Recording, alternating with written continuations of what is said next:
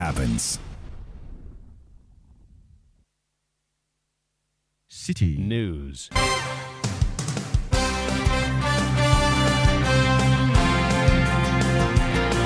And to think that, yes, I've not seen that before. This report in City News.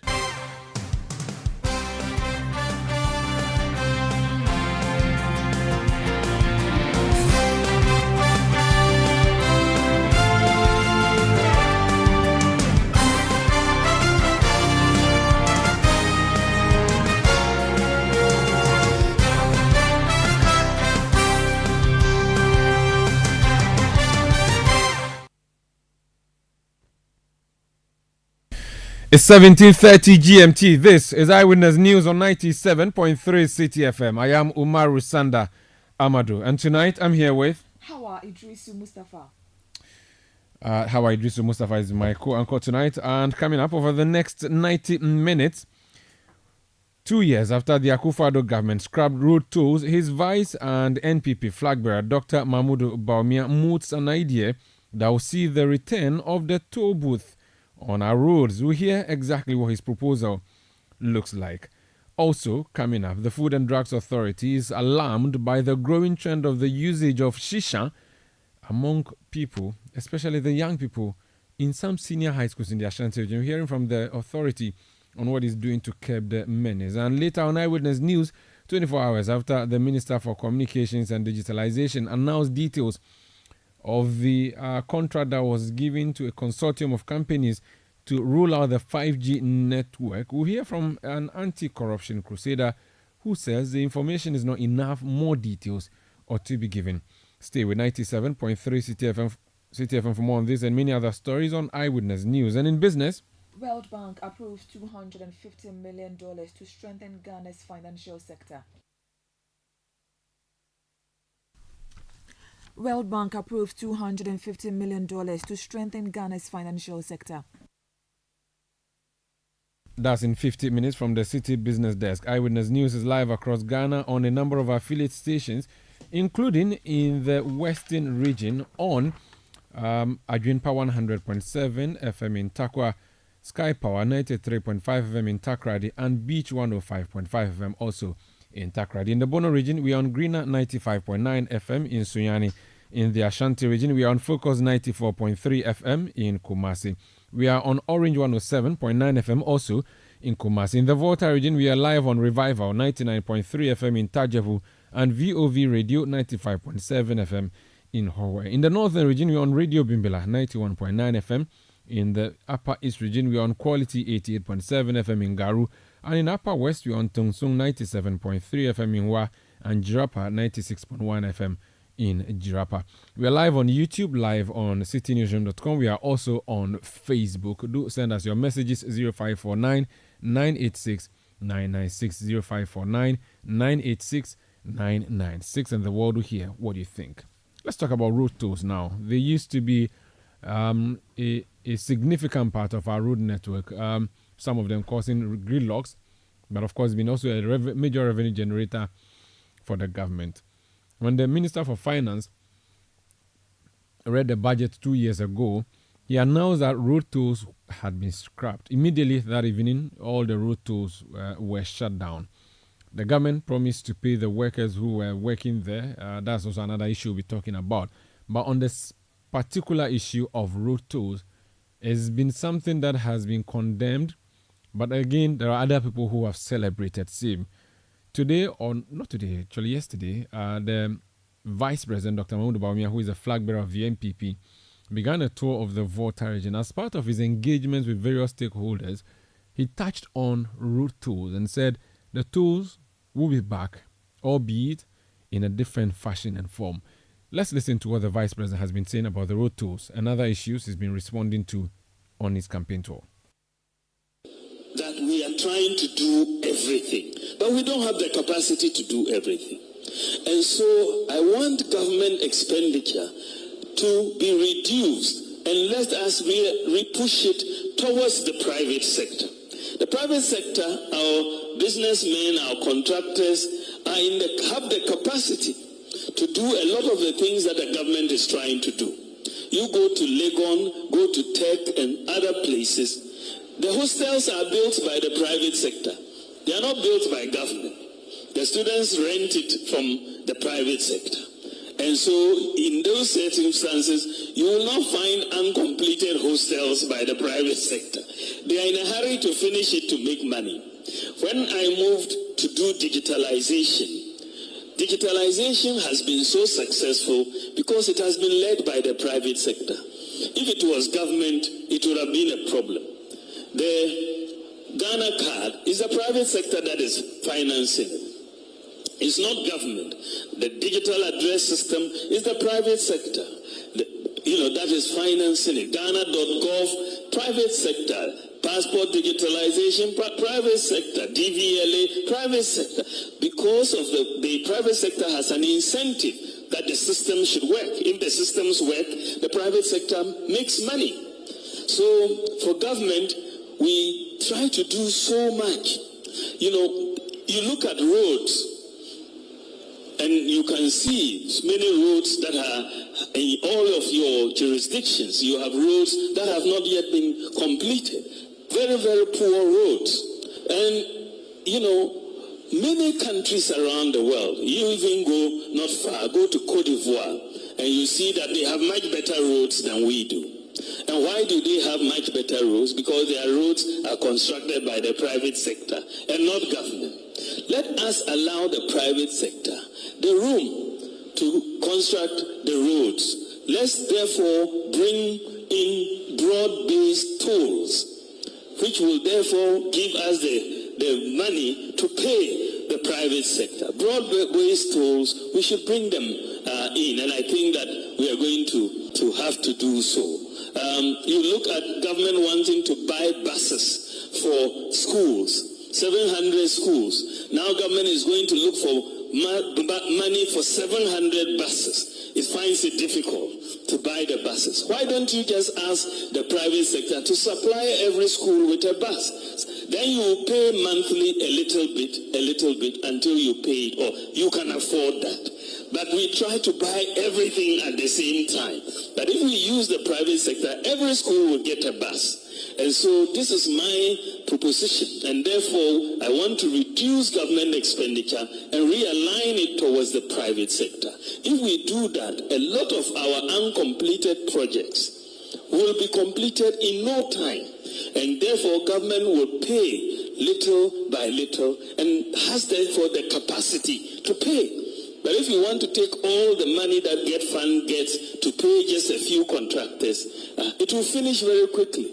But you can pay a lot of private sector people a little by little by little. They'll produce the dormitories, they'll produce the classrooms, they'll do all of that, and we will do. So that is a major area that I want Ghana to shift.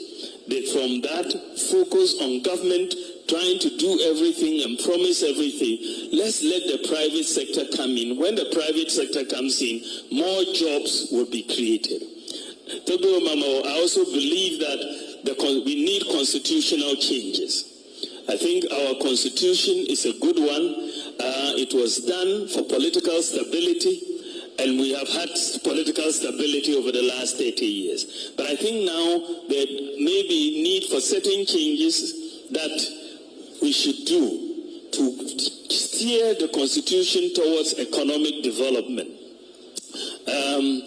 Professor Atta Mills, may God bless his soul, started the process of constitutional review. We should take it up and do broad consultation and bring it up. And I think in this process, it is also time to reduce the power of the presidency in our constitution. I think that the era for that strong president, I think it was a past era. I think now, as we move towards trying to get the constitution moving towards economic development, then we should reduce the power of the presidency, and we'll get a bit more deeper democracy in my view. I also believe that the political parties, our political parties, should agree to adhere to some broad contours of a national development plan. That the back and forth is too much. in terms of policy. From that focus on government trying to do everything and promise everything, let's let the private sector come in. When the private sector comes in, more jobs will be created. I also believe that we need constitutional changes. I think our constitution is a good one. It was done for political stability, and we have had political stability over the last 30 years. But I think now there may be need for certain changes that we should do to steer the constitution towards economic development. Professor Atta Mills, may God bless his soul, started the process of constitutional review. We should take it up and do broad consultation and bring it up. And I think in this process, it is also time to reduce the power of the presidency in our constitution. I think that the era for that strong president, I think it was a past era. I think now, as we move towards trying to get the constitution moving towards economic development, then we should reduce the power of the presidency, and we'll get a bit more deeper democracy in my view. I also believe that the political parties, our political parties, should agree to adhere to some broad contours of a national development plan. That the back and forth is too much in terms of policy. And if we could all as political parties, after the election or before, we sit around and say, these are things we can agree on: education, health, environment, infrastructure. This should be the broad plan.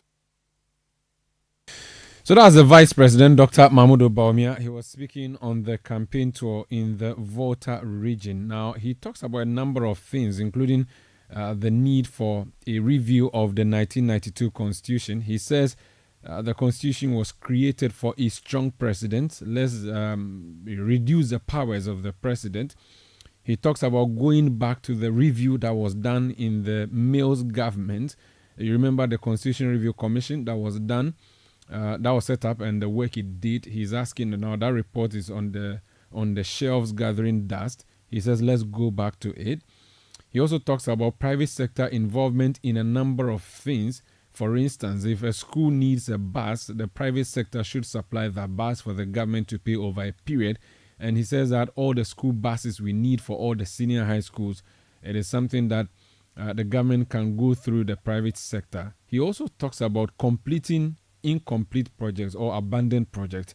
If you give them to the private sector, it's something they will deal with. But the biggest takeaway from the conversation, or what the Vice President said, is what he described as broad-based tolls, and that we are going to see broad-based tolls on our roads. So we've called up someone who served as Deputy Minister for Roads and Highways in the first term of the Akufo-Addo Bawumia government.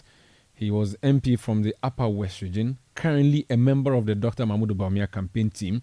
He's actually following the campaign. He's a former national youth organizer of the New Patriotic Party, Anthony Abeifa Kabo. He's joined us on the line. Sir, you're welcome to Eyewitness News. Thank you very much for having me, Umar. What can you explain to us what the Vice President means by broad-based tools? Are you bringing back tools in a different form? What exactly is the Vice President saying?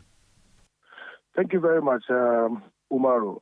Well, first of all, these are ideas that the Vice President and our presidential candidate for the 2024 general election had indicated in his 7th February speech at the UPSA. What he sought to do was to reiterate those points as we go around the rest of the country.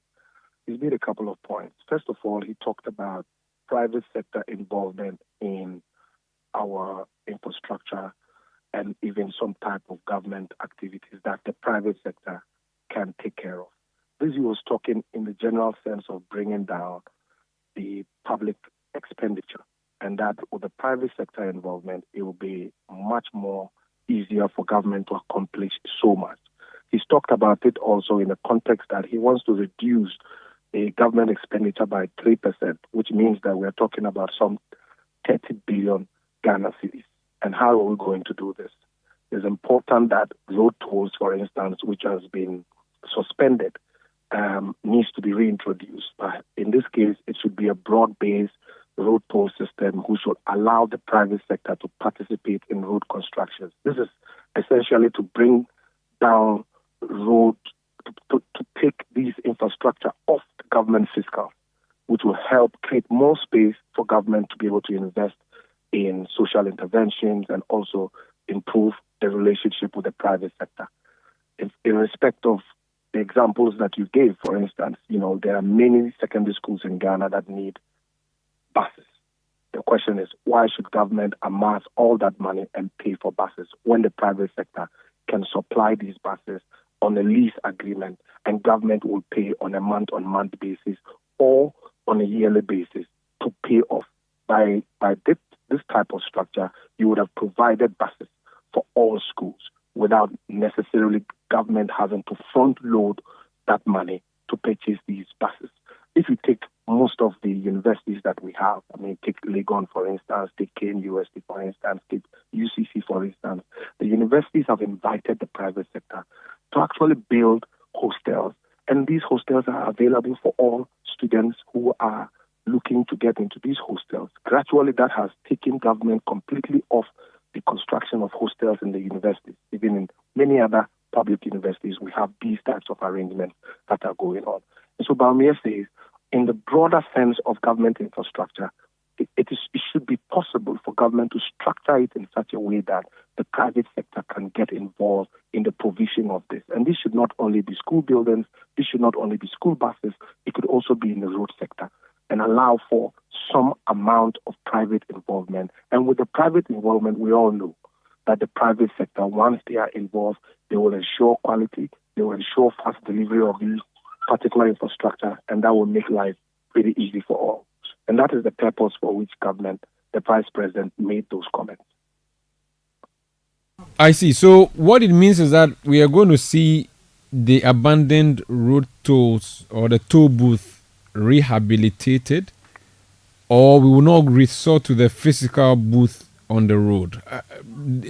Expatiate more on that, please. We would surely. The current Minister for Roads and Highways, Honorable Afes Subuachi, has indicated that the government is thinking the idea of restoring some of the tolls, and that will make it possible for us to continue the maintenance regime for most of our roads. But in doing that also, we needed to look at it in a broader context where government can get involved, the private sector, can get involved in supporting government to deliver on the country's infrastructure, which way these tolls will serve as some type of fund that will allow for the private sector to use that as a takeoff to get into the construction of these roads. And most of these things, if you take countries like South Africa, for instance, road constructions are completely off the government fiscal.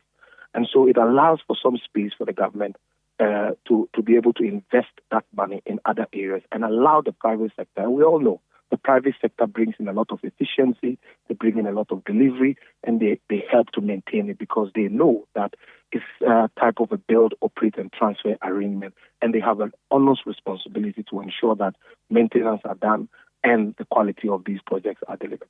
So practically, the road between Laura and Nandom, for instance, if that's the case we're using, you give it to a private sector person, that person will build a road from scratch and put a toll booth on it, collect their money, and when they are done, they hand it over back to government. Is that practically what you're proposing? Precisely that type of arrangement should be possible, especially where you have a high volume of traffic. It should be possible for the private sector to use the tolls as an off-taker to invest in constructing these roads. And I'm sure that with that type of structured system, a lot more roads can be constructed in this country, a lot more abandoned infrastructure projects can be completed if the private sector surely is involved, and the private sector knows very well that once these things are constructed and they have a leasing agreement with the government, these payments will be done over a period of time and it will be fully paid for.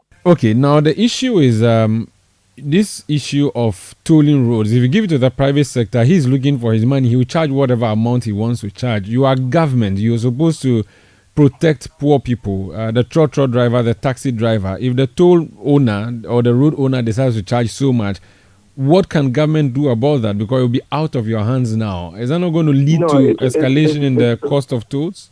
No, there's always a financing gap in some of these arrangements. You always realize that even if you give a road to a concessionaire, you would have a financing gap, and that gap is what government can come in to ensure that we cushion and make it affordable for everybody. In this case, government is not front-loading all the funds for the construction of the roads. The private sector will be able, with the tolls, use that as an off-taker to bring in private capital, construct the roads, and the pricing regime will be agreed concurrently with the government that is giving the concession to the private sector. And so the details of this will surely be fashioned out in some amendments and in some policy that would eventually come out. And most of the details of this will be in the manifesto as we launch it and explain it to Ghanaians. These are the major highlights that the flag bearer of the party is putting out to the country. I see. But I do know that the Vice President launched bold decisions. Now, this proposal may be described as a bold decision, but would also not lose sight of the fact that it is a U-turn from a decision that was taken by his government. Would he first of all admit that the decision was rushed and not properly thought through, and that the decision that was taken by his current boss's government was a wrong one? Because that admission or that concession has to first be made before you can proceed to introduce your new policy. Are we going to hear that concession? Well, I think that you're trying to push us into a corner. However, the point I still want to emphasize is the fact that we're talking about these ideas in 2025, and their implementation will be in 2025. We're not talking about the current situation, and we all know the circumstances under which these tolls were scrapped. I mean, the country found itself in a situation where, the market had tanked, the government needed to take certain decisions, and government needed to take these. And at that time, momentarily, these decisions were taken, because if you look at the amount of money that we were collecting from the tolls, it wasn't enough to construct a major road, even to maintain the roads that we have. The total budget for road tolls that were received by the government was some 60 million Ghana cedis. And I'm not sure that with all the over 34 tolls that we have in the country, these 60 million Ghana cedis could even maintain the over, 78,000 kilometers of roads that we have as our road network in the country, particularly those that are even been tolled. So these ideas we are talking about, they are bold, but they are looking into the future. For instance, if the country permits the Vice President to lead this nation, these are his ideas, his front-loading.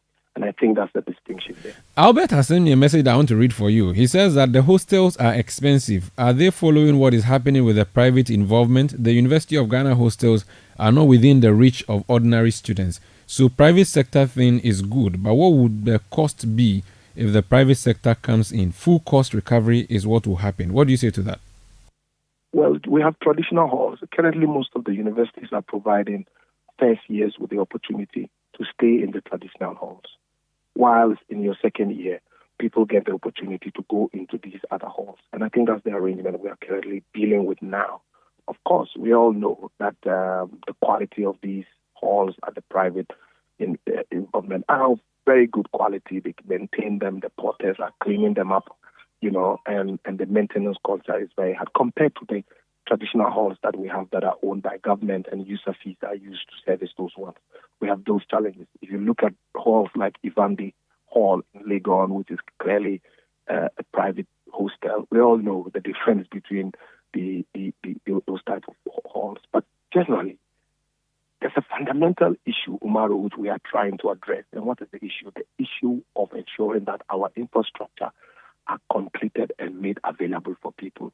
It is better to have a completed hostel than to have an uncompleted hostel sitting in the universities for over 10 years, and government is still waiting and looking for money to complete that. Yet we have many more students who will be looking for these opportunities to get into these hostels, and they find it very difficult. Don't forget that there is also a very simple guarantor system that allows students to access loans, from the government with very least guarantees. You just need your Ghana card, and that should be enough for you to access the student loans, which could also support students to get into these facilities. So it's a mixed bag of so many things. And I'm sure once we unveil our manifesto, these things will be made. You are in the theft of the opposition NDC. You are in the Volta region and also in the OT region. That's their head office, or headquarters rather, should I say, World Bank. How is the reception like? How are you being received? Well, we've been received very well. The MPP has provided a new candidate, and the dynamics of this candidate is completely different. And I think that these regions are warming up very well to the candidate. We are leaving no stone unturned, and no part of this country is a monopoly for any political party. We are going to try to make a dent and make our case to these regions. And so far, our trip in the Volta region has been very exciting. Our engagement with the chiefs, our engagement with the youth, our engagement with the clergy, and our interaction and door-to-door campaigns in these areas have proven to be very, very impressive. And we are going to emphasize that a bit more once we begin to tour the constituencies. We will do more of these visits in these areas. Thank you so much for speaking to us, and wish you all the best.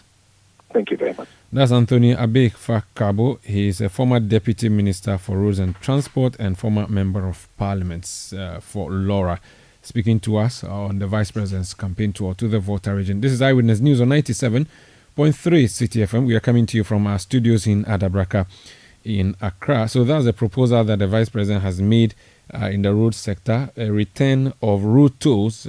He calls it broad-based tolls, where the private sector would be the ones who construct the road and put a toll on it and charge. So you can call it a boot kind of system, build, operate, transfer. So a decision could be made that we are giving you a section of road, say from Adabraka to Kwame Nkrumah Circle, construct that road, put a booth on it, collect your money for 5 years or for 10 years or for 20 years. After that, you can pack out, government will take over. That is a proposal that the Vice President is bringing. This is after his government scrapped road tolls 2 years ago. Let's speak to someone who also occupied this position. In fact, the person that Anthony Kabo succeeded is the Honorable Isaac J. Mensah. He's a member of Parliament from the Western region and also former Deputy Minister for Road and Transport. He's joined us on the line. He's a Deputy Ranking Member on the Roads and Transport Committee. Honorable, you're welcome to Eyewitness News. Thank you, Mr. Morrison. How are you? Thank you for having me. I'm well, thank you. We do know what happened, how the road tolls got scrapped. The speaker at the time back said it was not the right thing, but again, it is still holding. The road tolls have been scrapped. The Vice President is proposing what his handlers are describing as a new agenda that would actually see much more benefit to the state. Broad-based tolls, that's what he calls it. And he's proposing that private sector will build a road and toll it, so that government will not necessarily have any hand in building of roads. What's your comment on that?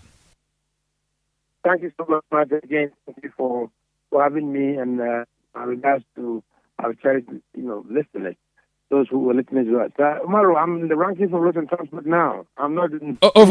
Forgive me. Since your former ranking became deputy.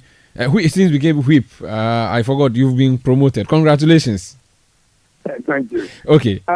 In fact, I have issues with the Vice President on his issue regarding the road toll that he wants to bring it back. We talked about this issue of road toll being scrapped or abolished. He supervised over the abolition. We talked against it. We've always said that the road toll must be improved. We need to put a lot of energy into it and make it more meaningful. The main reason for the road toll is for the maintenance of our roads. So we didn't understand why Baumia supervised the scrapping of the road toll, because they were going for the e-levy. So the issue is trust. And we have all believed that road toll must be maintained and must be improved, and the e-tolling system must be introduced. So I think that he's coming back again on the same thing that we talked about. And I personally think that he doesn't mean it. He doesn't mean it because he still has the capacity to bring it back. What hasn't brought it back? So, Mario, I think that we shouldn't be on as far as roads are concerned, road issues are concerned. I don't think that we should be taking Baumia seriously. You remember when they were in the position, they said, "Oh, we don't need to go for loans to construct our roads, we just toll. Then he came in here, he never developed the toll system, then he scrapped it. He's saying that he's coming back again with it. I don't trust him. I think that he doesn't have capacity because it is not his government. The one whose government he was had his Minister for Finance go to Parliament and make the announcement that he was withdrawing the tolls. This man is a mate to the man who runs the government. It is an opportunity for him to form a new government, and he says if he does, this is what he's going to come up with. You can't blame him, can you? I will have to blame him. I should blame him. He is the head of the economic management team, isn't it? Vice President Bawumia is the head of the economic management team.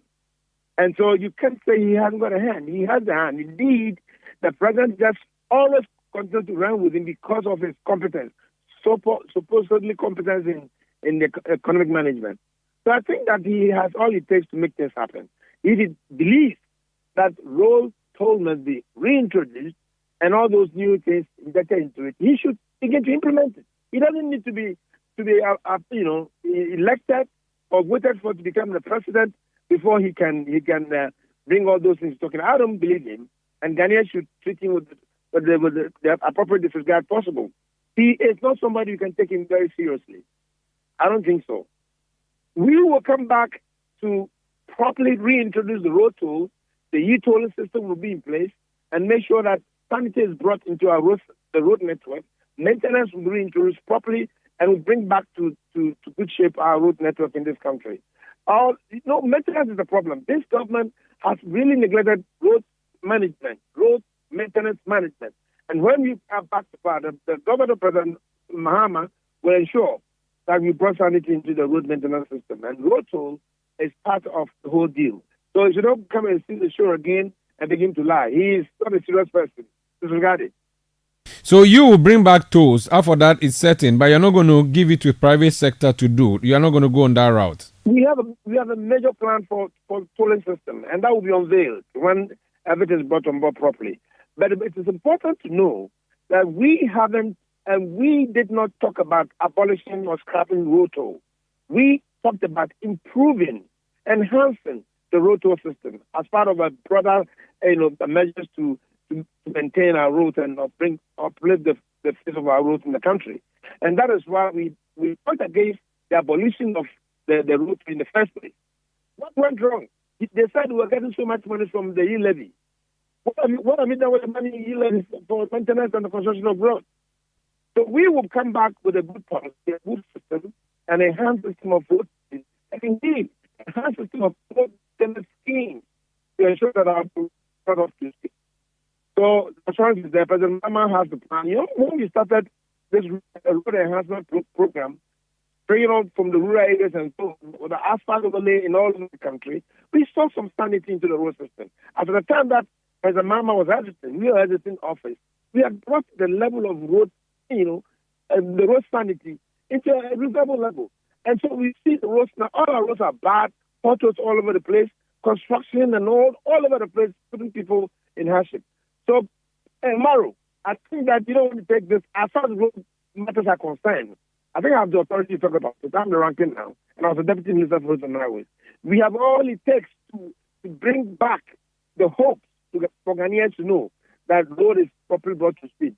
But Bawumia is just trying to lie once again. It's never true. He's not going to do it. Honorable, use a nicer word. Don't use lie. That doesn't sound good. I'm not sure you're allowed to use the word lie in Parliament. So try and pretend this is Parliament too, and use a more decorous word. He said that we're not gonna. When they were in opposition. I understand everything. I'm just saying that I'm honorable former deputy minister and MP. Hello. I'm saying that the speaker would not allow you to use such a word on the. You're the speaker now, right? For now, all I'm saying is I'm not the speaker. Hold on, honorable. I'm just asking for some decorum. So if you could just use a different, maybe a euphemism would be fine. Let's just do that. It would be nicer. Okay. Thank you for understanding. It's withdrawn, right? Appreciate it. God bless you so much. But I'm telling you, Maru, that don't trust him. He has all it takes to give representing issues. This cannot be true. He assured us that we were not going to take loans to construct our roads. We are just going to toll roads. And what did we see? When he came, he never did anything. He said he was going to pave roads. We haven't seen anything. He had the capacity to make things happen. Why is he not doing it now? Just to tell Ghanaians that vote for me when I'm the president, I'll be able to do ABC. That is not true. I don't think that we have to believe him. Thank you for speaking to us. Thank you, Maro. Honorable Isaac J. Mensah, former Deputy Minister for Roads and Highways and Member of Parliament. Earlier you heard Honorable Anthony Abefa Kabo, also former Deputy Minister for Roads and Highways in the first term of the Akufo-Addo government. Let me know what you think. Should road tolls be brought back? Both parties are now saying the road tolls will come back. The MPP removed that. Dr. Bawumia says if he becomes president, he would bring the tolls back, but he's going to ensure that the private sector does a tolling. So they build your road and put a toll booth on it. If they do, would you use it? Would you pay? Or you would use alternative routes? That's a conversation that we are having here on Eyewitness News. Let me see your messages. This one said, what are these people saying? We all know how they have handled Saglemi housing project. Give us a break. Yakubu Isa says, is a deputy communications officer. I'm not sure for which party, for Wale Wale. He says the vice president is now singing, okay, that should be NDC. He said the vice president is now singing a song that he himself cannot even dance alongside. The former president, John Evans Atta Mills, is being described as a competent president today by Bawumia. Inshallah, Ghana will work again. That's Isa Yakubu sending the message. Tulbiri Solomon says, good evening. What's the difference between what Bawumia is saying and what is happening now? Contractors in the country have borrowed money from banks to contract road, and what happens to them? Government has failed to ensure that these contractors are paid. Now the banks are seizing their equipment. Next message from Kwabna Esquire, or Kwabna Esquire in the Fiduasi in the Ashanti region. It says, Cabo, the private hostels on public university lands are charging by heart, so calibrate your thoughts. And Mo Said from Tamale South says, why can't Dr. Bawumia do now all the things that he's promising to do? He's not like the other presidential candidate. He's now in power, or he's in power now. You can also send your messages. Let me take this last one. He says, so since he's... Okay, Tete Zuta. He says, good evening, Eyewitness News. Dr. Bawumia should tell us that suspension of the road tolls was a miscalculation. So he wants to restore it like he has promised to cancel e-levy and stop these mind games. Send your message to 0549 986 996. Let's hear from the people who were mostly affected from the scrapping of the tolls. Negatively affected, I must add. They are the people who were working at the various toll booths. They were largely persons with disabilities who sat and operated this booth. When the government, through the finance minister, announced the scrapping of the tolls, they said they were going to take care of these people. 2 years on, we're told nothing is happening to them. What do they make of this new proposal from the government? Edward Duncan is the General Secretary of the Ghana Toll Workers Union. Ed, you're welcome to Eyewitness News. How are you receiving this news coming from the Volta region, from the Vice President's mouth? Well, thank you very much, Umaru. First of all, and I'll say good evening to your cherished listeners as well. Well, we have said this from the onset. We have said that this scrapping of tolls was a big mistake that this government made. All they have to do is just accept that they made a mistake and then see the way forward. They should also make us understand that it was a rash decision. They never thought it through before they took that decision, even though, respectfully, I know it happened in cabinet. It was a cabinet decision. But I believe that if they had thought it through, from all that they are saying now, and then the promises that they gave us, they would have fine-tuned it so that as soon as the closure happened, all the things that they said they were going to do for us, they would have done it. And then also, as soon as the closure happened, all the private contractors who would be put on the roads or to contract any other roads or whatever that they had to do, all those things would have been done. And then as soon as this is closed, they can move in and start working. So it gives us an indication that this whole thing is just, for want of a better word, it's just gimmicks. It's just playing around with the truth or being open to us, especially the workers, and then to Ghanaians as well. So this news, again, as the Vice President said, I have not really heard what he said, but someone has reported to me that he said that that after he is elected, then he is going to implement all these things, policies about tools and all. And we also believe that, I mean, when you say that, it's like you're playing with our minds. It's like because we have heard it before. When in 2023, I believe, the media budget review, that was where we first had the PPP arrangement. And what has taken them so long from that time to now, and we are still talking about PPP. Why can't we start something? Why are we not starting something? Why are we waiting for His Excellency Dr. Mahmoud to be elected president before he moves in and do all these things? So even though we know that it is something that eventually will happen, tolls will have to be reintroduced in the country. We know eventually it has to happen. Whether it will happen with NPP government or the minority, which is the NDC government, we can't tell. But what we can say confidently is that this thing that the His Excellency is telling us is just to get votes from us and our loved ones and sympathizers, because we're about 800 workers, former Tobut workers, and we have families, we have friends, we have people that we can influence, we have people that depend on us. And all these numbers, of course, if you have taken the breadwinner's source of getting money and taking care of all these people, and I can influence their votes, of course I'll tell them to vote against you, because mind you, you are the one who has come to scrap this toll. Comparing MPP and NDC, when NDC was in power, NDC never scrapped tolls. So between NDC and MPP, who MPP came to power and scrapped toll, and you're telling me I should vote for you again before you introduce it. Between you and the person or the group who did not scrap the tolls, I will go and vote for the group who did not scrap the tolls in the first place, because they didn't believe that it should be scrapped, if anything. And we have said this, we are not against any digitalization or PPP arrangements. We are not against it. We are in the country. We want development.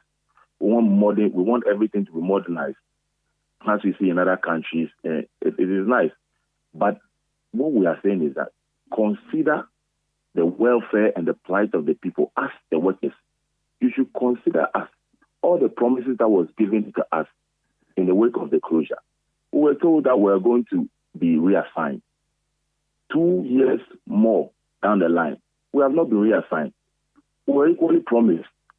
And this thing, some of the authorities try to run away from it, but this thing has been captured on video, on tape, when we presented our second petition in Parliament, when Honorable Abibi Gisu retweeted it, that the government will give us money, allowances to take care of ourselves until such time that they are able to, or until such time that they reassign us. But sadly, authorities are running away from it, saying they never made that promise. But they did. So the thing is that all these promises, you have not fulfilled it. Now you are telling us to vote for you with another promise that you're going to reintroduce to them. It's difficult for us to believe and accept that His Excellency is being genuine with us. It's difficult for us to accept it. Thank you so much for speaking to us. That's Edward Duncan. He's General Secretary of the Ghana Toll Workers Union. This is Eyewitness News on 97.3 Citi FM. We are broadcasting from Adabraka in Accra. My name is Umaru Sanda Amadu, here with Hawa Idrisu Mustafa. We'll return with more. Please stay with us. Eyewitness News. Be there as it happens. Yeah. We have a new leader in town. OBRNT. Amanfo. Madam was Sibebre. When him say my baby, maybe more charcoal for whiter teeth. More charcoal. Not only that, maybe lemon. More lemon. Zinc for fresher breath. More zinc. And fluoride for stronger teeth. Introducing the new President Charcoal Pack with more power with a combination of charcoal and lemon for naturally whiter teeth. Grab yours now. This advert is FDA approved. In a world where only the best survives, you need a fuel that can match your drive. A fuel with unparalleled protection for your engine, superior efficiency, and unrivaled performance. A fuel so unbeatable, when you get behind the wheel, you'll focus on what really matters. The journey ahead. That fuel is Shell V-Power, because no other fuel gives your engine better protection, better efficiency, and better performance. Be unbeatable. Drive unbeatable. Shell V-Power. Shell. Go well. a contractor, builder, or a proud homeowner with an eye for quality and security? Well, look no further than Yale. Yale is the trusted name in security for over 180 years. When it comes to securing your home or business, trust Yale. We make security simple, and we're right here in the heart of Accra, Ghana. Visit our stunning showroom on 11th Lane Street in Osu, Accra, and discover a world of premium Yale products, including door hardware, handles, and door locks that will elevate the security and style of your space. Whether you're building from scratch or renovating, Yale has the perfect solution for you. Our products are known for their durability, innovation, and most importantly, your peace of mind. Visit us today and experience the Yale difference. Your security, our priority. Yale, locking in your peace of mind.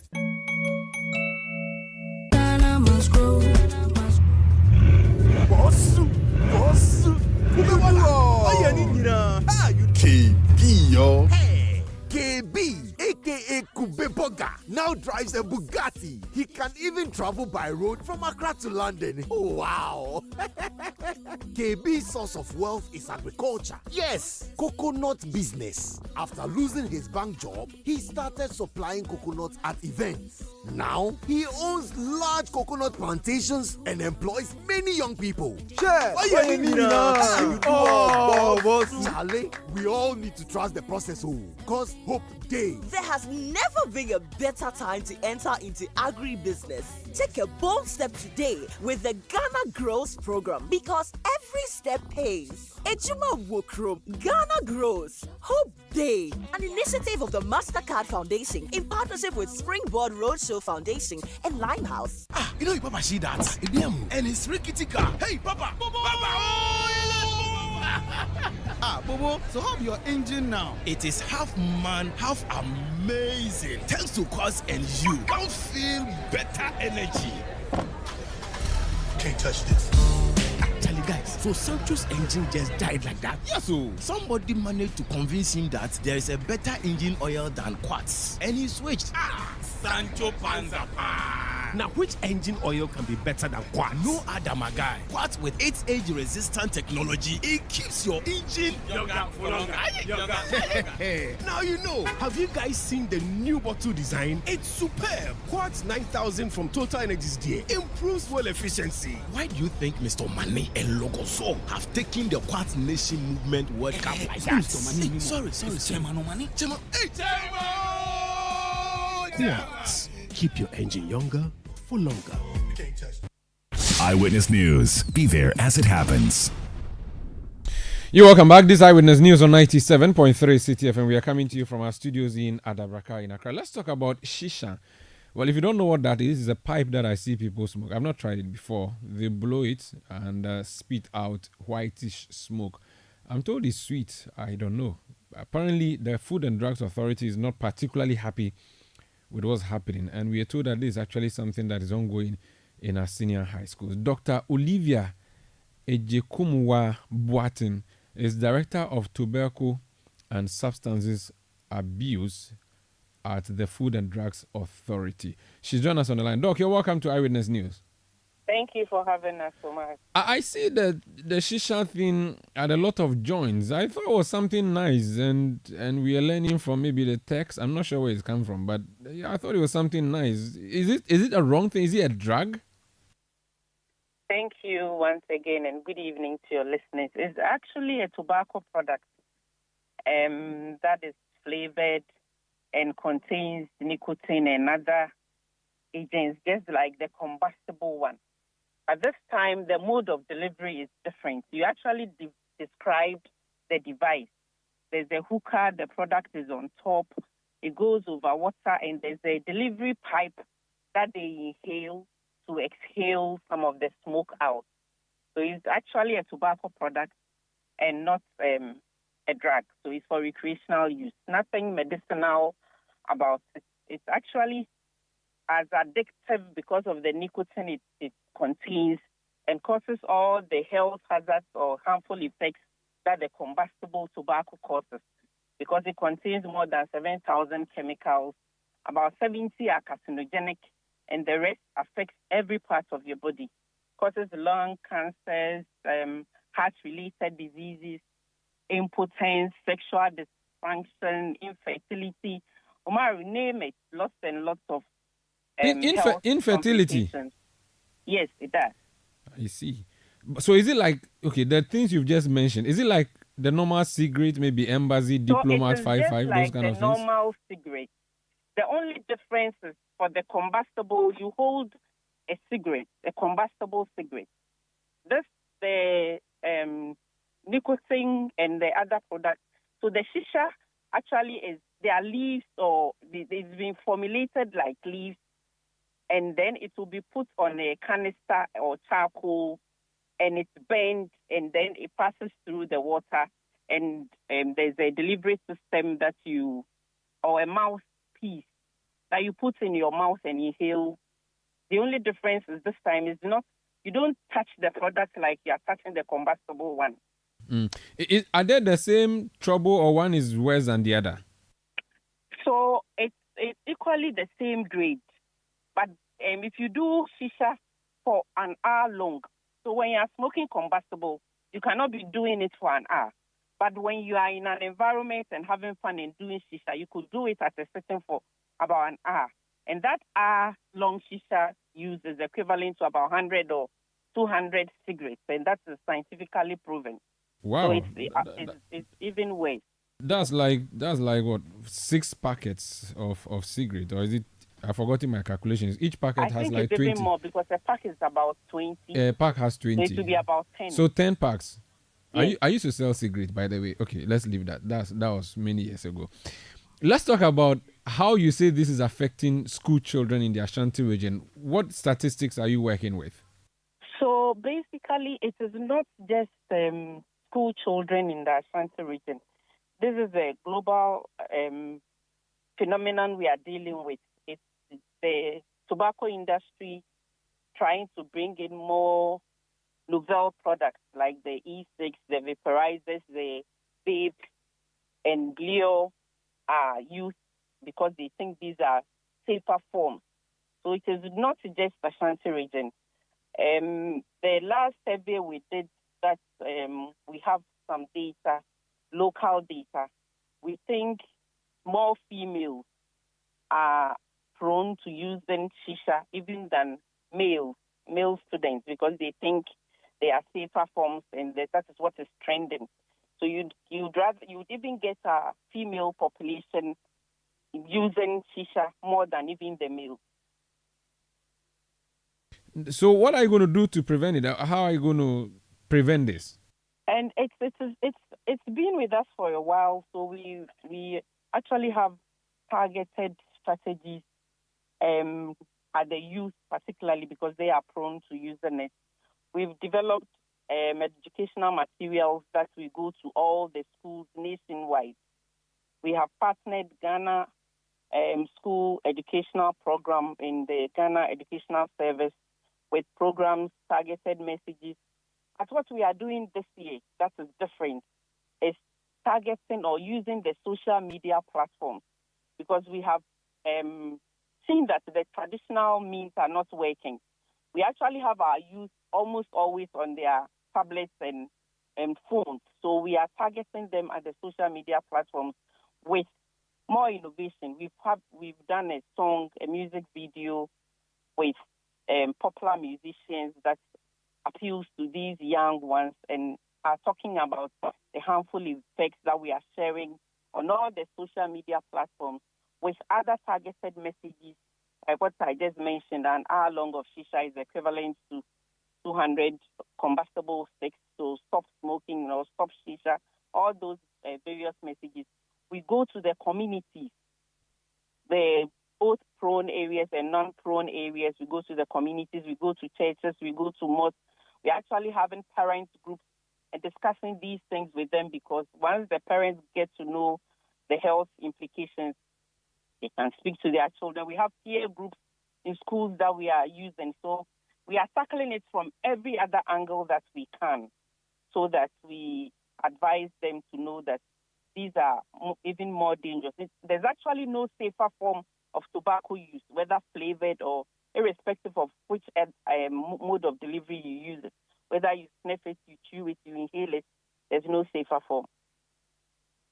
Very well. Finally, Raphael has sent me a message. He says the FDA and their allied regulatory bodies should stop complaining to us. They should liaise with the customs and immigration bodies to accost and destroy these things upon entry. A country called Ghana. So sad. What do you say to that? So what we have on our hands is, it says a illicit product. So there are rules and regulations. You actually have to register the product. You have to put on graphic health warnings. There are labeling peculiar to Ghana only. All those regulations, when complied to the latter, brings prevalence down. Recently, you heard of health promotional tax increments, trying to make the product more expensive and less accessible to the youth. So these are all measures that we have put in place. Once the product is illicit, fine, we have liaised with customs where our borders are porous to try and breed the market or prevent unregistered products or illicit products from coming into the country. But so far as it is illicit, we are mandated to regulate it, and that is what a regulator can do. And then have that dual role of doing public education and advocacy. You know, public education or advocacy is also regulation. That's voluntary compliance. And then offer them cessation services as well. When it is banned, we will enforce that one too to the latter. But till date, it is a illicit product. And these provisions enshrined with the product is what you would regularly monitor or ensure that importers comply with. Other than that, it's always banned. This is the way to go. And then also ensure that we have targeted programs, educational programs, right to the end user, as well as the basics, even preschools. We actually even go to preschools, try to get them not to be initiated into these practices. So till it is banned, a regulator can only enforce the rules and regulations as mandated by the law. Thank you so much for speaking to us, Doc. You're welcome. That's Dr. Olivia Ajikumwa Boatin. She is Director of Tobacco and Substances Abuse at the Food and Drugs Authority. This is Eyewitness News on 97.3 Citi FM. How? Now, anti-corruption campaigner Vitus Azim is demanding that the Ministry of Communications and Digitalization disclose details of the contract awarded to NextGen Infraco for rolling out the 5G network in Ghana. This demand follows concerns raised by investigative journalist Manasseh Azure Awini about the contract being awarded to NextGen Infraco, a company incorporated just a week before President Akufo-Addo granted executive approval for the deal. However, during a press briefing, the Minister for Communications, Esla Owusu Ekofo, justified the decision, stating that no existing neutral company in Ghana had the capacity to undertake the project. In an interview with Citi News, Vitus Azim accused the government of subverting the country's procurement laws, highlighting issues of transparency and fairness as the contract was awarded through sole sourcing without allowing companies with years of experience in the field to bid. That has been the behavior of this government. Sole sourcing, giving contracts to companies that just are formed for that purpose. And it's very unfortunate. We have a procurement law that seeks to ensure, one, competitive bidding with the hope that it will get value for money for the contracts that we award. But it appears this government always finds an excuse to subvert the procurement law, and that's unfortunate. And that leads to a lot of losses for the country. And something has to be done about it. But secondly, if she claims that the company was just formed for this because they could not get an appropriate company to do it, did they advertise? What is the track record of this company? And who are the beneficial owners of this company? Now we have a law requiring the disclosure of beneficial owners. Are they politically exposed persons? Are they affiliates of the party or the individuals involved? These are questions that they need to answer and put the information out there for us if they're serious about transparency and accountability. Now, if they're trying to justify, then they need to come out and give more details to convince us that that's the situation. Otherwise, what they have said is not enough to convince me about the genuineness of the transaction. He had anti-corruption campaigner Vitus Azim. Eyewitness News. Be there as it happens.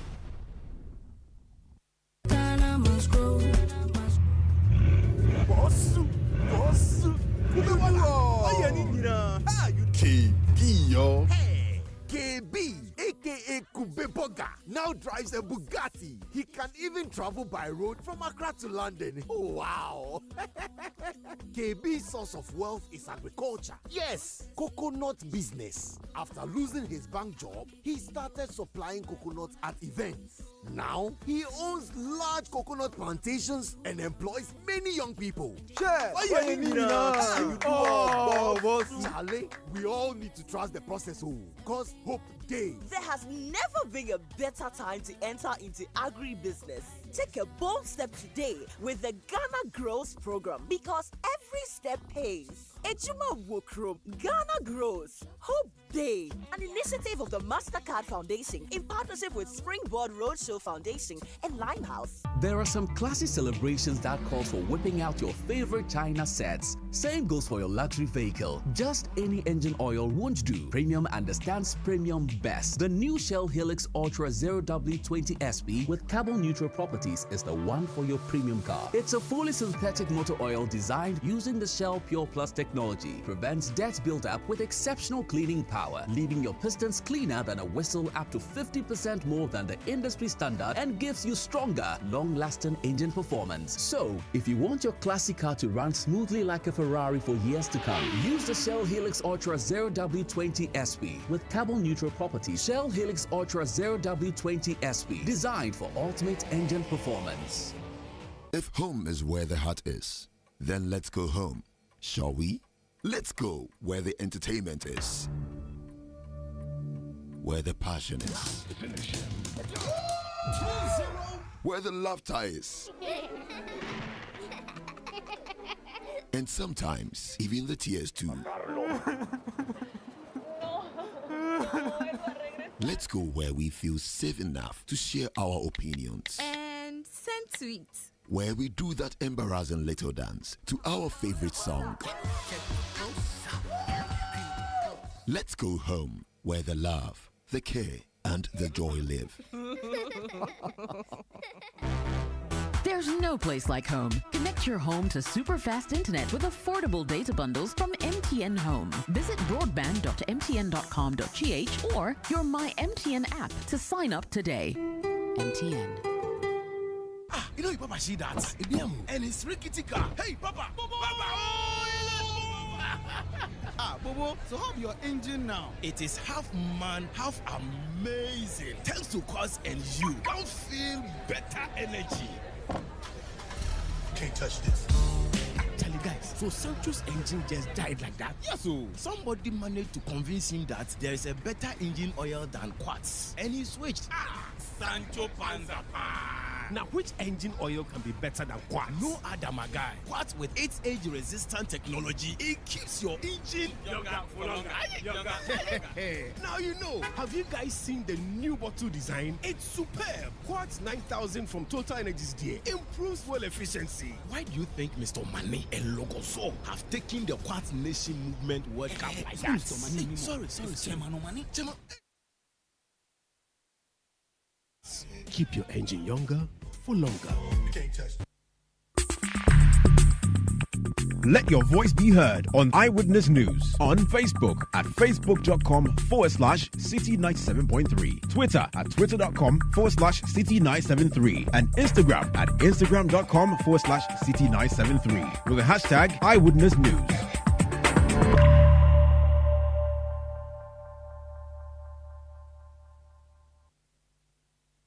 Get the details. Every significant financial transaction, every market movement, and all the policies that affect your business. City Business News. Be informed. Time now for City Business News on Eyewitness News. My name is Hawa Idrisu Mustafa. Let's settle for the details. The World Bank has approved a 250 million International Development Association credit for a 5-year Ghana financial stability project.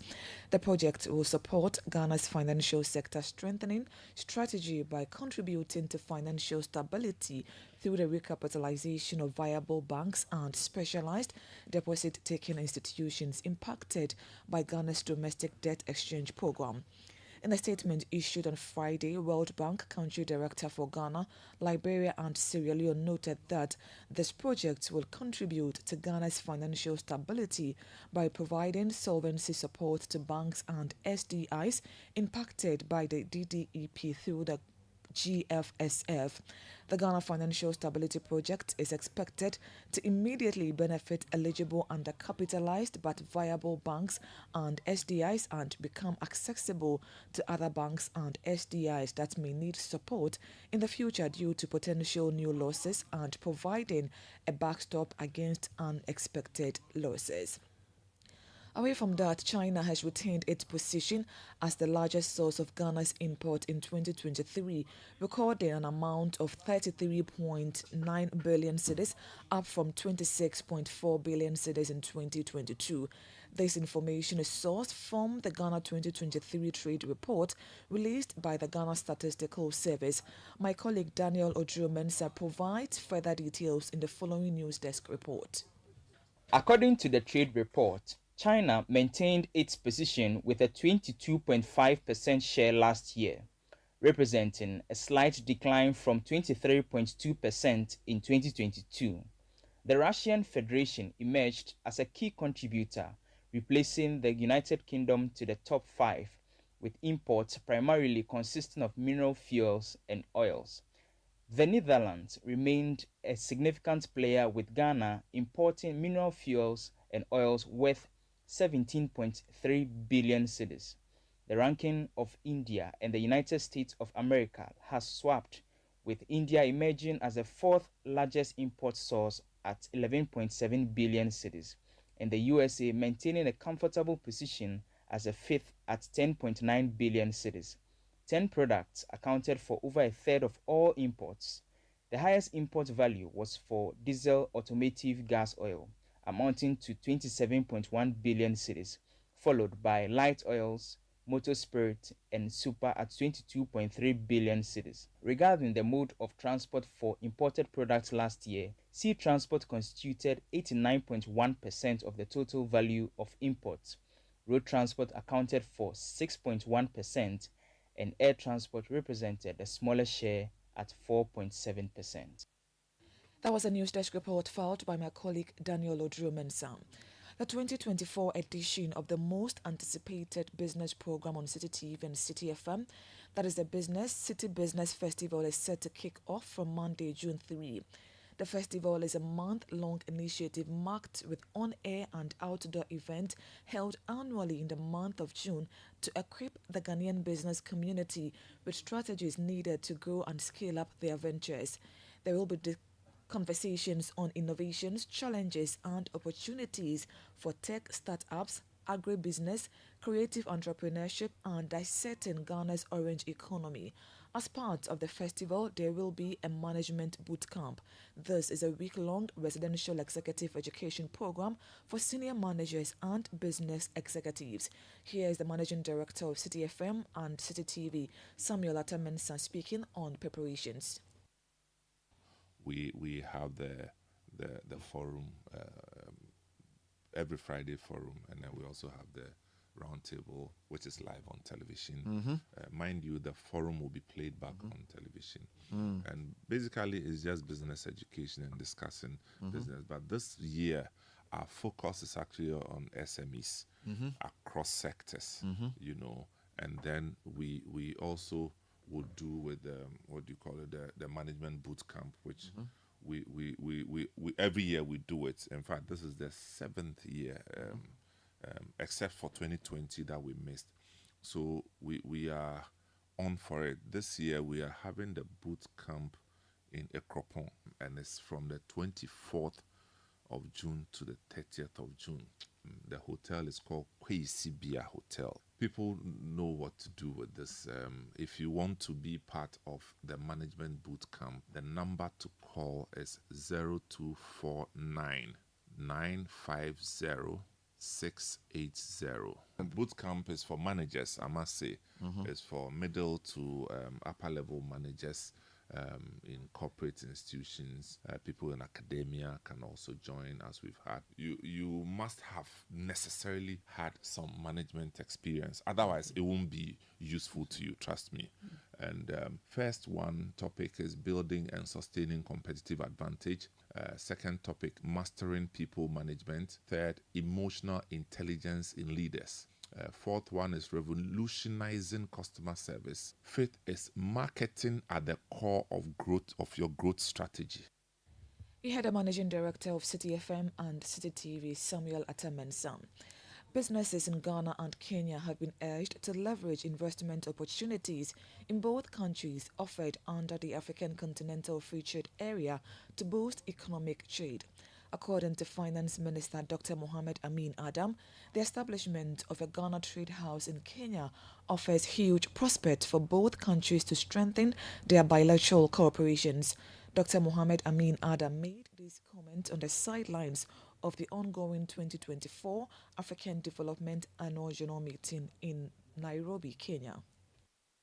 We are seeking to also increase trade relations, and I know that Ghana has established or about to establish a trade house in Kenya where Ghanaian products made in Ghana can be sold. Anybody in Kenya who wants Ghanaian products can go there. Already I know that there is increased trade in apparel between Ghana and Kenya. Clothes. And so the relationship was deepened, not just in terms of diplomatic relationship, but the visit also afforded the two leaders the opportunity to discuss how we could deepen our trade relationship, which I will not say is big at the moment, but there is room, there's opportunity to deepen and expand the trade relationship between us. And so there is room to improve, and I will urge the business community in Ghana and in Kenya to continue to talk more to each other. He had Finance Minister Dr. Mohamed Amin Adam ending City Business News on Eyewitness News. My name is Hawa Idrisu Mustafa. Up next is Point Blank. Let your voice be heard on Eyewitness News on Facebook at facebook.com/City97.3, Twitter at twitter.com/City973, and Instagram at instagram.com/City973 with the hashtag Eyewitness News.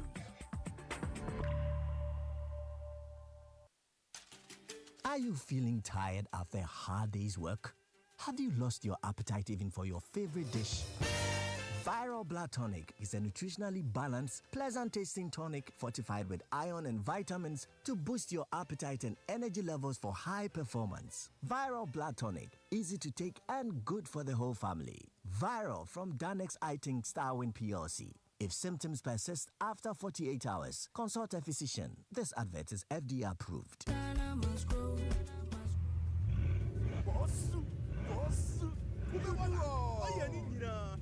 KB, yo. Hey, KB, aka Kubeboga, now drives a Bugatti. He can even travel by road from Accra to London. Oh, wow.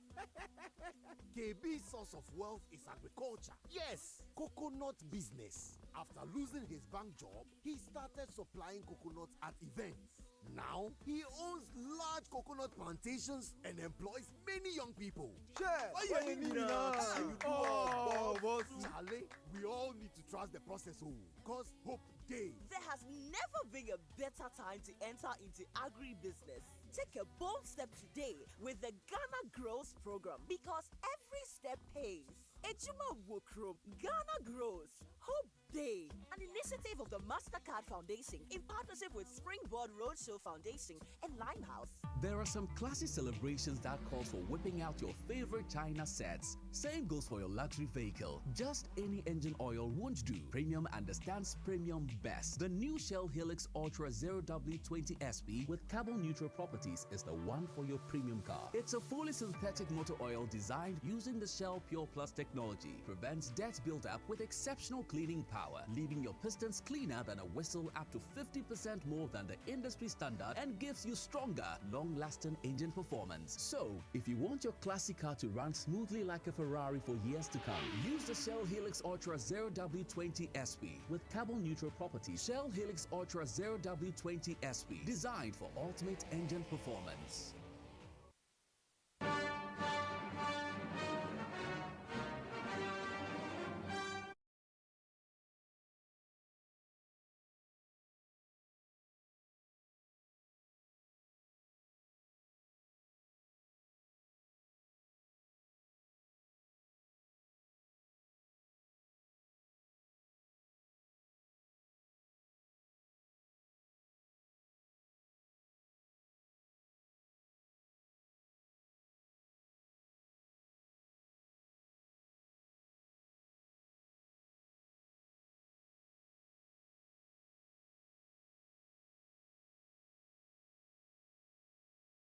The Attorney General is still trending. This week, the NDC called a press conference, at which press conference it played. Well, members of the NDC, the chairman leading the park, played an audio recording, which audio recording they say was a conversation between the Attorney General and Richard Jakpa, a man who he is prosecuting. Subsequent to that, Richard Jakpa, through his lawyers, filed a motion to the court saying that dismiss the case already because the Attorney General has told me in a private conversation that I am not guilty. He's just using me to get to force him. Today, the Attorney General has also replied. So we're going to bring you the two issues. Our court correspondent is Hansen Ajiman. He's in studio with me. Hansen, you're welcome. Thank you, Sander. How is everything going? Well, we're doing great. Great. So, the audio that was played is a basis for the motion that was filed by Jakpa's lawyers. Tell us what they said in that statement, in that motion. Certainly, Jakpa's lawyers are asking the court to strike out the charges against him and alternatively stay proceedings against him. Their point basically is that the Attorney General, as the main prosecutor in this case, has been abusing his office and has been abusing processes of the courts. And they linked this to his last testimony last week, Thursday, where he made a statement that the Attorney General had been calling him at odd hours, seeking to get a testimony against the minority leader. Now, based on that, he indicated that his lawyers were not aware of that particular relationship that existed between him and the Attorney General, if I can describe it as such. And so his lawyers, after proceedings, sought an explanation of what has happened. So based on the explanation he gave, which essentially relates to the evidence that the NDC, during their press conference, aired to the Ghanaian public through the media, his lawyers decided to take it to the media to essentially, his lawyers decided to file a motion to the court, asking the court to strike out the charges against him. Now, usually what happens in normal criminal proceedings is that the prosecutor will be asked to open his case, he will close his case, and then the defendants or the accused persons would then file an application for submission of no case, and then the court will decide on that. Even if the accused persons do not file the submission of no case application, the court rules allows for the judge to, in his own way or her own way, decide on whether the state has been able to prove a prima facie case against the accused person. And then the accused persons will then now be made to explain themselves or lead evidence if they so want to. After everything is done, then judgment is delivered. But Jakpa is saying that because of what has happened and the fact that his lawyers haven't been aware of what the Attorney General allegedly has been doing and the sort of advances he's been making towards him to make a certain testimony, the Attorney General has been abusing his office, and there's a need for the court to strike out all charges against him or stay proceedings. Now, in his application, he makes the point that the Attorney General revealed to him that he's only prosecuting him and previously also the second accused, that is Dr. Animana, just as a cover-up to the main target of the prosecution, which is Ato Forcing. He makes the point forcefully in the application that the Attorney General indicated to him that he was not the target, and it was reason he has been having engagements with the Attorney General to the extent that if he was supposed to, if he helped the Attorney General with his case, then the Attorney General is going to discontinue the case against him, and he's only in the case so that the main reason for the prosecution, which is targeted at the minority leader, would not be made known to the Ghanaian public. He also indicated that as part of his narration of events, in 2022, when he was released out of bail, when he was released from bail, he met with the Attorney General and explained his issues to the Attorney General. Then the Attorney General agreed with him that because he acted as an agent for Big C is a company that actually delivered on the contract or signed a contract with government for the purpose of delivering the ambulances, the court is not going to hold him liable. But even after the court, during the ruling on the submission of no case, indicated that he had a question to answer, the Attorney General also kept indicating that he should testify in a manner as the Attorney General understands the facts of the case. And he refers to a conversation which we can see looks like what happened in the audio that was released by the NDC. In that audio where Jakpa and the Attorney General were arguing about the letters of credit and as to whether they should be established after the ambulances have actually arrived in Ghana, or when the bill of lading has been raised for those ambulances and they've been shipped from the import country and then delivered to officials of the government of Ghana. And if he was to testify in the manner that the Attorney General believes the facts represent, then there will not be any question for him to answer. Okay, so, but this basis that he's using for his application is not a basis that has been said in the court yet. At least the judge is not officially aware of this claim that he says the Attorney General made to him. That claim is contained in the audio tape. So he's using the basis of that conversation to say that the man who is prosecuting me has told me that I have no case, right? Certainly. But how are they going to introduce this claim in the court? Did they say they will give the audio to the judge to listen and say, oh, this is what the man said, I want you to base on that?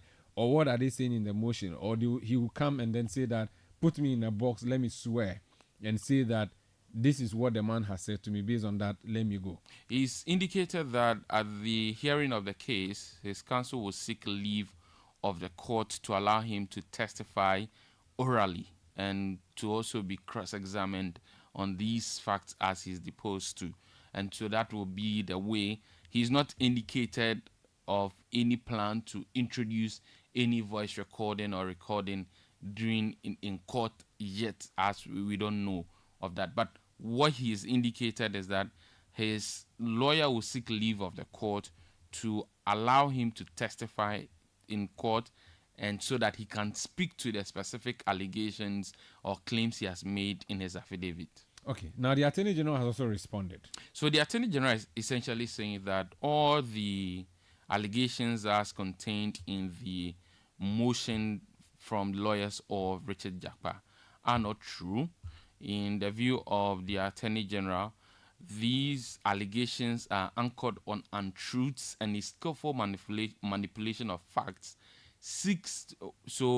which they are seeking to use as a way of giving some level of immunity to the third accused person in this case, that is Richard Jakpa. He's also saying that the claims made in the motion or the application is an extension of what he describes as, or his office describes as, public theatrics that the accused have resorted to in a bid to discredit the prosecution of the case and cast doubt about the integrity of the proceedings before the court. He's also indicated that the accused person has not cited any grounds for which this motion in the first place should be invoked, and so for him this application or motion in itself cannot be heard by the court.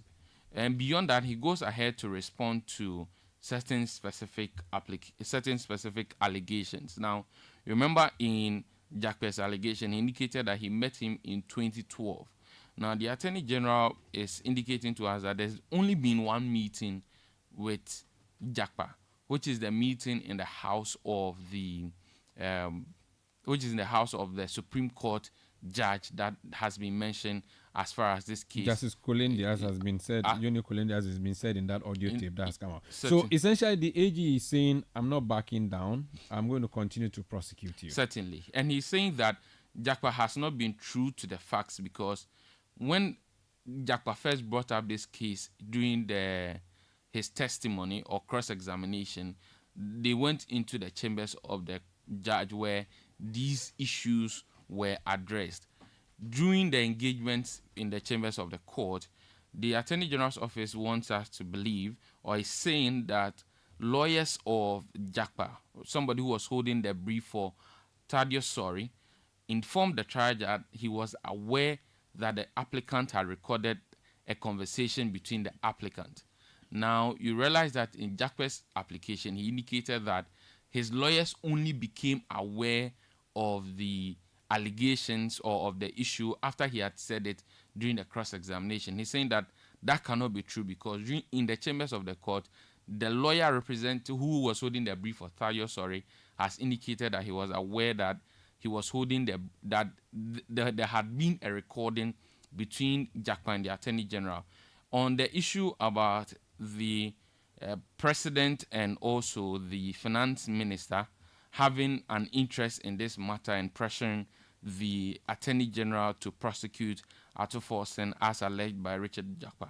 The Office of the Attorney General is saying that Richard Jakpa is only making this statement to court some form of dislike for the Attorney General within his party, and also to court some dislike between the Attorney General and the President and the former Minister of Finance. So if you look at 19.19 of the motion, it reads that the respondent denies particularly the deposition in paragraph 16 of the affidavit in support, and says that same is calculated at courting disaffection for the Attorney General in his own political party, especially from the President and from the former Finance Minister. The Attorney General states that the allegation is yet another diabolic untruth peddled by the applicant and born out of plain mischief. Hansen, when are they going back to court? So the parties are in court Tuesday, they'll be back on Tuesday. June 4, 2024. So it's likely that this matter will come up, or it is certain that it will come up? It's likely it will come up, because we know that there are two applications already from the side of Ato Forsen. He has an application for stay of proceedings when the court ruled for his lawyers to cross-examine Jakpa first and not the state cross-examining Jakpa first. And he also has another motion where he's seeking to inquire into the way Godfrey Dame has handled the case, and is also seeking to get some stay of proceedings, get the court to stay proceedings against him. Thank you so much. That's Hansen Ajiman. He'll be in court and bring us proceedings as they unfold. This is Eyewitness News, how we end tonight's edition of the show. My name is Umaru Sanda Amado. I did this with Hawa Idrisu Mustafa. Production by Kobna Wilson, Beverly London, and Sami Wiafi. The technical support came through from Marcus Kupalo, and the new media support from Edwin Kwakofi. We return on Monday at 17:30 GMT. It's a Friday night, which means the City Sports team takes up your studio next with Sports Panorama. Have a good night.